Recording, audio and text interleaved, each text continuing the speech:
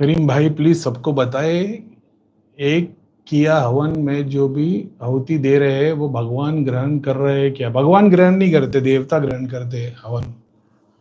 जाप करने से पहले इत्र लगाने के क्या फायदे? जाप करने के पहले इत्र लगाने की जरूरत नहीं है, लेकिन पांचों तत्वों का भोग देने से तुम स्पिरिट्स की मदद ले रहे हो। तो जो पाक और शुद्ध देवी देवता टाइप के उनको खुशबू लगती है। तो पांचों जो तुम्हारे टेस्ट बर्ड होते हैं, जो नीचे के तीन है वो भोगी है, ऊपर के भोगी नहीं है, उसमें से खुशबू काउंट होती है। तो जो हमारे फाइव सेंसेस है, देखने, विजन का, हियरिंग का, स्मेल का, टेस्ट का, टच का, तो बहुत बार पानी का ड्रॉप लेके डाला जाता है मुंह के अंदर फूल से, शंख से, और जब जो लोग ध्यान साधना करने बैठते हैं उससे देवता को दिया जाता है, फिर खुद ग्रहण किया जाता है। और गंगा जल होता है वो, पानी नहीं होता, गंगा जल होता है वो।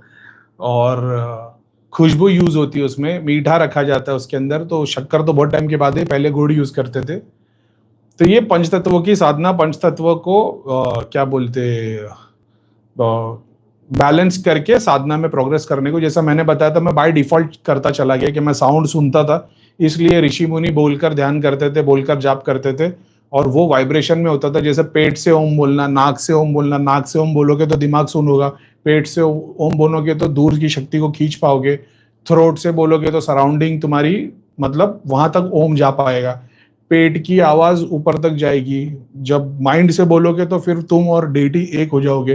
तो वो एक ही ओम को तुम हर चक्र से बोल सकते हो, वो पूरी डिफरेंट टेक्निक है।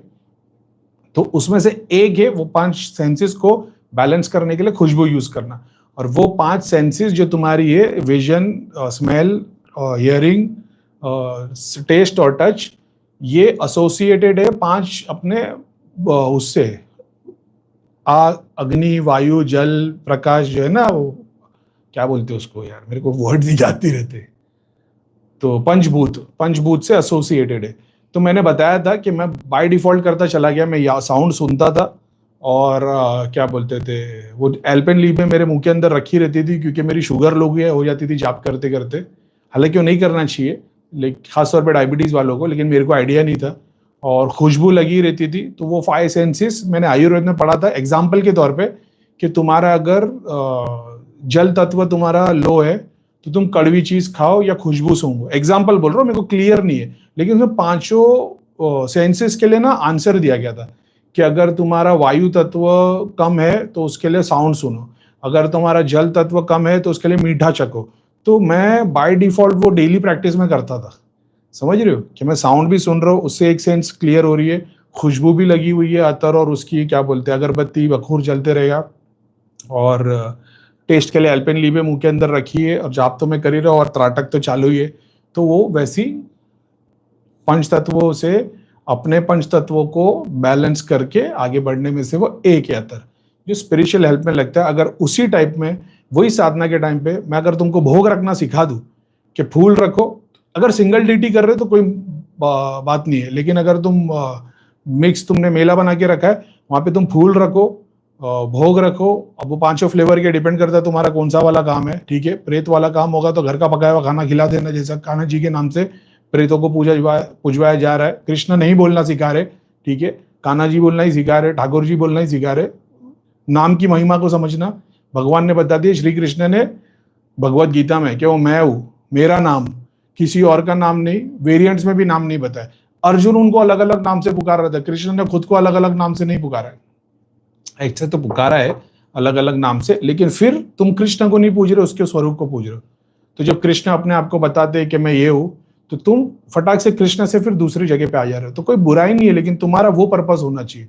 समझ रहे हो, तुम डिस्ट्रक्टिव फोर्स की तुमको जरूरत है तो काली और दुर्गा के मंत्र की तुमको जरूरत है। तुम डिस्ट्रक्टिव में हो ही नहीं, तुम क्रिएशन में लगे हो, तो तुम्हारा गायत्री मंत्र से काम हो जाएगा। तो वो चीज तो सिंगल डेटी में रखते हो तो तुमको सारे भोग रखने पड़ते हैं। टेस्ट का भी रखना पड़ेगा, स्मेल का भी रखना पड़ेगा, और फिर स्मेल में भी अलग अलग वेरिएंट आएंगे, फूल की खुशबू, लकड़ी की खुशबू, रूट की खुशबू, फूल की, फल की खुशबू। फिर भोग के अंदर भी आएगा, फ्रूट आएगा, ड्राई फ्रूट आएगा, और क्या बोलते हैं स्पाइसेस आएंगे, और ड्राई, और क्या आएगा, अनाज आएगा। समझ रहे हो, ये सिंगल चीज तो कितना रखना पड़ेगा, 100 किलो, 3 दाने, 7 दाने, इतनी सी उठा के भी रखोगे तो लगता है भोग। ये सारा कुछ साधना के अंदर आता है, भक्ति में भाव में नहीं आता। सब कुछ साधना, सब कुछ तंत्र ऐसे।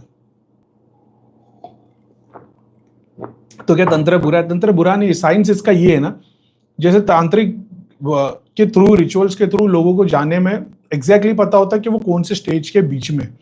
भक्ति वाले को कभी नहीं पता होता। भक्ति वाला सिर्फ भाव में रहता है, भगवान को देखेगा, या तो रोएगा या तो खुश होएगा।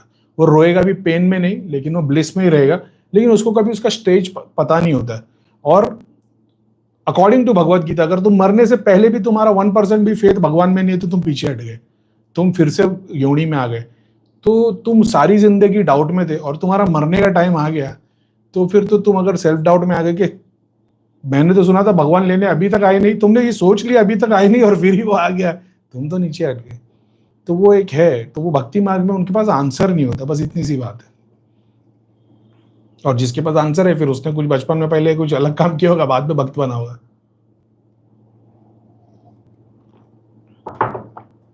तो बस वो बात है, भगवान को हवन नहीं लगता भाई, देवता को लगता है।